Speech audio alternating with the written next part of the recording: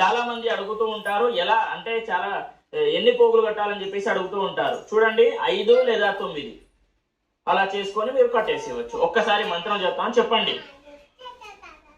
ఓం బధ్నామి దక్షిణే హస్తే నవసూత్రం శుభప్రదం పుత్ర పౌత్రాభి వృద్ధించ మమ సౌఖ్యం దేహి మే రమే. దేహి మే రమే. ఇప్పుడు అలా మనము అమ్మవారికి కట్టాం కదా, ఇప్పుడు మీరు కట్టుకోవాలి. కుడి చేయి కట్టుకోవాలి. ఆయన స్నానం వేయలే. ఓం శ్రీ తోర గ్రంథి గాజులు తీస్తాంది ఎంగిలిది. ఒక్కసారి ఇంకోసారి చెప్పండి. బధ్నామి దక్షిణే హస్తే నవసూత్రం శుభప్రదం పుత్ర పౌత్రాభి వృద్ధించ మమ సౌఖ్యం దేహిమే రమే. ఈ మంత్రం ఏంటి అంటే తోరము కట్టుకునేటప్పుడు మనం ఖచ్చితంగా ఈ మంత్రం చెప్పుకుంటూ ఆ యొక్క తోరాన్ని మనము కట్టుకోవాల్సి ఉంటుంది.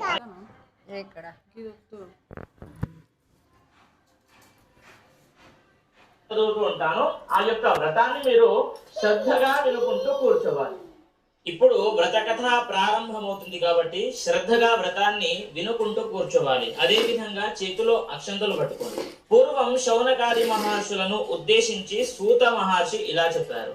మునులారా, స్త్రీలకు సర్వ సౌభాగ్యాన్ని ప్రసాదించే ఒక వ్రతం గురించి పరమశివుడు పార్వతికి చెప్పాడనమాట.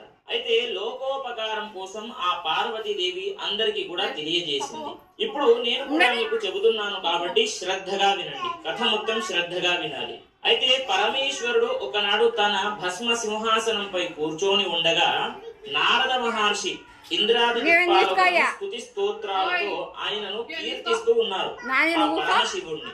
అయితే ఆ మహోత్తర ఆనంద సమయంలో పార్వతీదేవి పరమేశ్వరుణ్ణి ఉద్దేశించి, నాథ, స్త్రీలు సర్వ సౌఖ్యాలు పొంది పుత్ర పౌత్రాభివృద్ధిగా ధరించుటకు ఏదైనా ఒక వ్రతం ఉంటే చెప్పండి స్వామి అని చెప్పేసి కోరింది.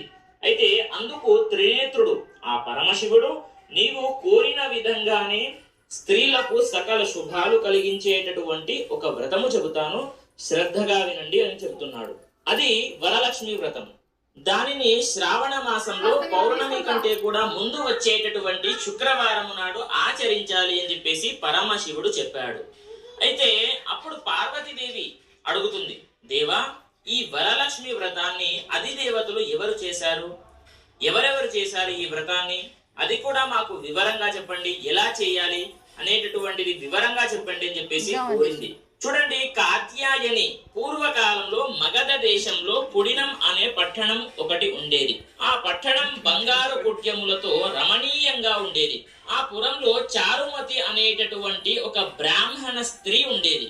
ఆమె సుగుణవతి, వినయ విధేయతలు, సర్వ సౌభాగ్యాలు, అంటే చాలా పెద్దలకు అత్తామామలకు గౌరవం ఇచ్చేది. ప్రతిరోజు కూడా ప్రాతకాలాన నిద్రలేచి భర్త పాదాలకు నమస్కరించి ప్రాతకాల గృహ కృత్యాలను పూర్తి చేసుకుంటుంది.